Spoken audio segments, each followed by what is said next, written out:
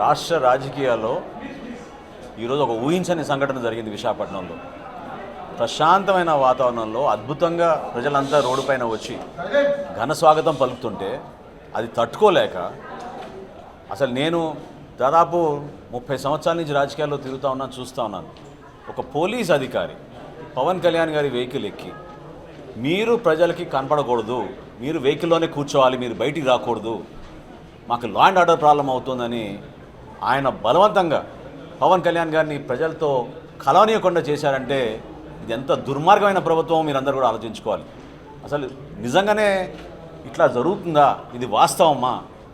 Police అధికారులే ఈ విధంగా ప్రవర్తిస్తుంటే ప్రభుత్వ పెద్దల నుంచి వాళ్ళకి వస్తున్న ఒత్తిళ్ళు నేను చూస్తూనే ఉన్నాను. ఆయనకి ప్రతి నిమిషం ఆయనకి ఫోన్ వస్తూ ఉంది. ఆయనకి ఎందుకు మీరు ఆయన కింద కూర్చోబెట్టడం లేదు, ఎందుకు పవన్ కళ్యాణ్ గారిని మీరు బయటికి తీసుకొచ్చారని దానిపైన ఆయన్ని బలవంతం చేసి పాపం ఆ అధికారిని పవన్ కళ్యాణ్ గారి పైన ఒత్తిడి తీసుకొచ్చి మాతో వాగ్వాదానికి దిగి ప్రజల్ని మేము కంట్రోల్ చేయాలంట. మేము ఎట్లా కంట్రోల్ చేస్తాం? లా అండ్ ఆర్డర్ ఎవరి సమస్య? ఎందుకు మీరు ప్రొటెక్షన్ ఇవ్వలేకపోయారు?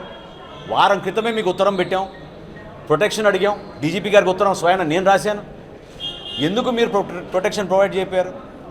ఒక్క రోప్ పార్టీ ఎయిర్పోర్ట్లో ఇచ్చి అక్కడి నుంచి ఎన్ఏడి జంక్షన్ దాటినాక కూడా ఒక్క పోలీస్ అధికారులే లేడే. ఎవరు కూడా మాతో పాటు కనీసం క్రౌడ్ కంట్రోల్ కోసమో ట్రాఫిక్ క్లియరెన్స్ కోసమో ఒక ప్రయత్నం చేయలేదు. ఎయిర్పోర్ట్లో ప్రజలు ఇబ్బంది పడతారని చెప్పి ఒక అధికారి పవన్ కళ్యాణ్ గారికి ప్లేన్లో దిగగానే వచ్చి చెప్తే ఒకే ఒక నిమిషంలో ఎస్కలేటర్ దగ్గర నుంచి నేరుగా వెళ్ళి కారు ఎక్కారు పవన్ కళ్యాణ్ గారు.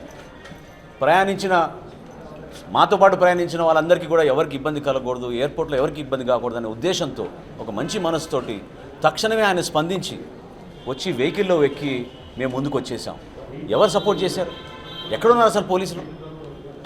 ఇంత దౌర్జన్యంగా, ఇంత దుర్మార్గంగా పవన్ కళ్యాణ్ గారి కోసం వచ్చిన ప్రజలు పాపం రోడ్డుపై నిల్చుని ఉంటే ఎంతోమంది ఆరతులు ఇవ్వడానికి మహిళలు కనీసం వాళ్ళకి కనపడనీయకుండా బలవంతంగా మీరు కారులో కూర్చోాలని హుకుం జారీ చేసి నేరుగా హోటల్ తీసుకొచ్చిన దాఖలాలు ఈరోజు వరకు మనం ఎప్పుడు చూడలేదు.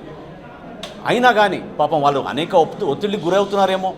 ఉదయం నుంచి పాపం వాళ్ళు కూడా నలిగిపోయారు మన పోలీస్ సిబ్బంది. మనం కోఆపరేట్ చేద్దాం వాళ్ళతోటని ఎంత నిలబడి ఎంత వాళ్ళు రిక్వెస్ట్ చేసినా కూడా వాళ్ళు మాత్రం విచిత్రంగా ప్రవర్తించారు.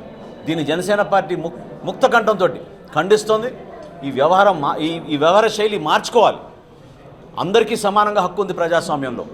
ఒక పార్టీ నాయకుడు ఈ ప్రాంతానికి వచ్చినప్పుడు ప్రజలు ఆయన కోసం ఎంతో ఆదరించి అభిమానించి ప్రేమతోటి ఆయన్ని స్వాగతించడానికి రోడ్డు మీద నిలిచినప్పుడు ఎందుకు అడ్డుకుంటున్నారు మీరు?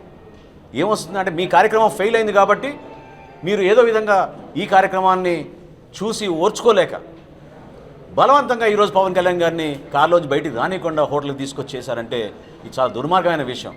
ఖండిస్తున్నాం. పోలీస్ శాఖ వారు కూడా పాపం ఉదయం నుంచి నలిగిపోయారు. వాళ్ళు కూడా మేము కృతజ్ఞత తెలుపుకుంటున్నాం. ఎందుకంటే పాపం వాళ్ళు కష్టాల్లో ఉన్నా కూడా అంత దూర ప్రయాణం వాళ్ళు చేయాల్సి వచ్చినా కూడా నిలబడ్డారు. కానీ ఇవ్వాల్సిన ప్రొటెక్షన్ కానీ, ఇవ్వాల్సిన బందోబస్తు కానీ, రూట్లో ట్రాఫిక్ క్లియరెన్స్ కానీ ఎక్కడా చేయకుండా గాలికి వదిలేశారు కాబట్టే ఇన్ని సమస్యలు ఈరోజు తలెత్తినాయి.